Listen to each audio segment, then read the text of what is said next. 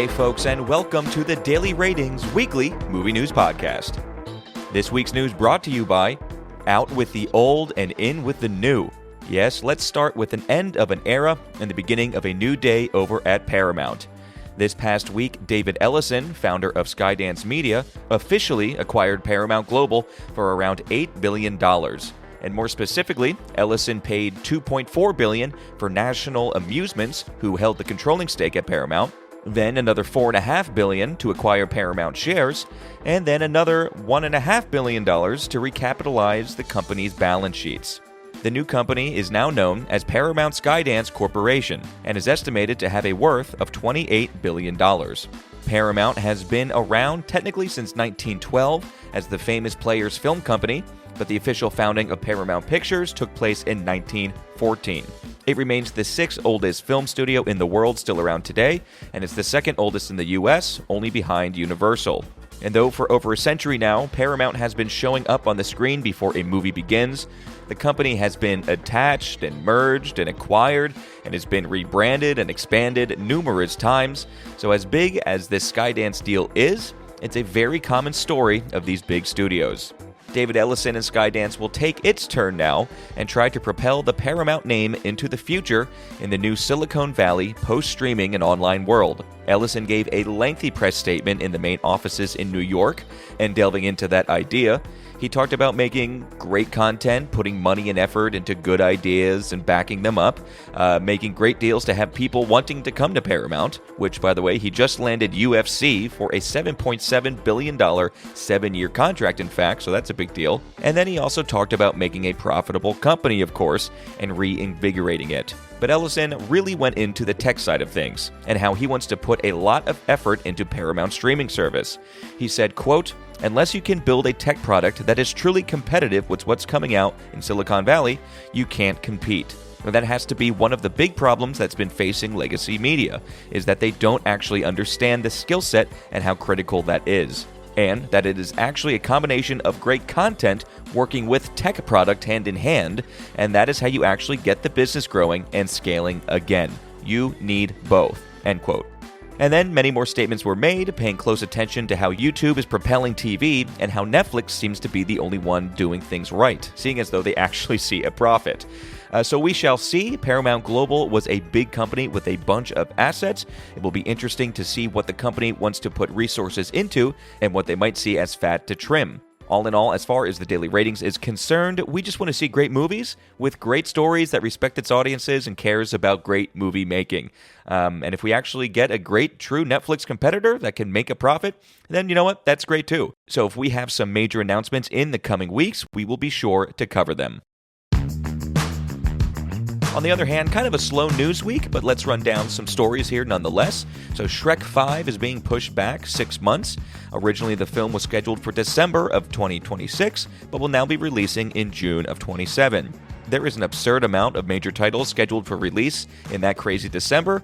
So literally next December 18th, we are getting Avengers Doomsday, Ice Age 6, and Dune Part 3. All in one weekend. So I think Shrek will be a little bit happier 6 months later in June. Chris Nolan's Odyssey finally wraps production. It was a 7-month shoot, which for today's Hollywood is almost unheard of. The film comes out in just less than a year now. Tickets went on sale exactly 1 year out for the specific IMAX releases, and all tickets were then almost immediately bought out. And you can now find some incredibly expensive resale of tickets if interested for next summer. It's kind of crazy, and to be honest, I don't know how I feel about the whole 1 year in advance thing is, if you're just going to have a bunch of people buying them and scalping them for a ridiculous amount of money. Leonardo DiCaprio is in talks to possibly star in Michael Mann's Heat 2.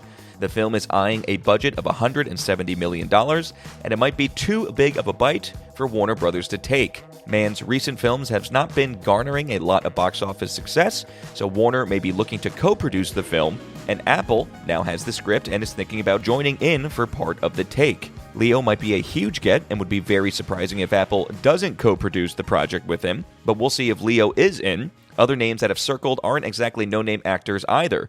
So we have Austin Butler and Adam Driver's name being bandied about as well. So we should be hearing definites on the lead soon, and we'll just see how it all comes out. Also news on Mel Gibson's sequel to The Passion of the Christ, The Resurrection of the Christ. It will be a 2-part epic, and the films will come out 40 days apart from each other. The first film coming out on March 26, 2027, that's on Good Friday, and then the second on Thursday, May 6th, Ascension Day. So very interesting, also very much a gamble.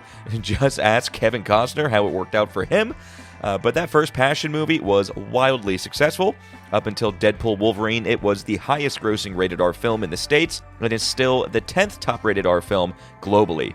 It only had a budget of $30 million as well, so I'm sure we won't be getting those returns again. But still, old Mel sure needs Part 1 to be a good movie if he wants people to care about Part 2. Again, just look at Kevin Costner over there.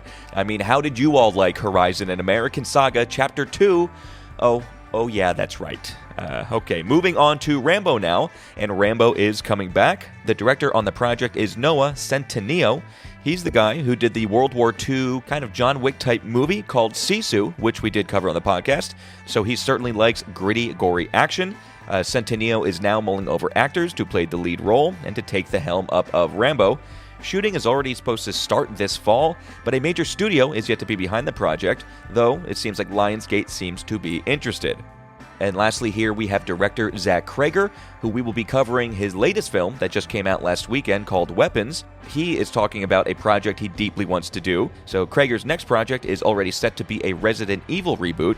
But more interestingly, he has a script completed which would be a DC movie. It's a Gotham-based movie called Henchman, and Cregger says it's literally the best thing he's ever written, and he is yet to pitch DC on it. And I guess it really is going to come down to James Gunn, and if he wants to bring in Zach Cregger into the fold for the newly expanded DCU. We'll see what happens. I think most people would just say, hey, go for it, let him do his thing, but time will tell. Gunn is certainly keeping control very tightly on everything over at DC. But let's jump over to the box office for this past weekend. So fifth best at the box office was The Naked Gun with $8.3 million. Fourth was The Bad Guys 2 with $10.6. Third for the weekend was Fantastic Four First Steps with $15.8 million. Second was newly released Freakier Friday with a pretty good $28.6 million.